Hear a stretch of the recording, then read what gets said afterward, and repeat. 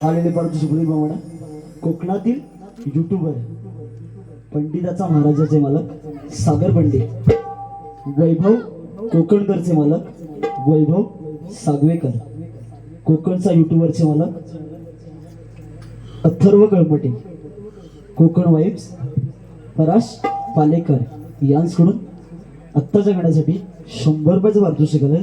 त्यांचं असं म्हणणं आहे की हे गीत पुन्हा एकदा सादर व्हावं म्हणजेच वन्स मोर.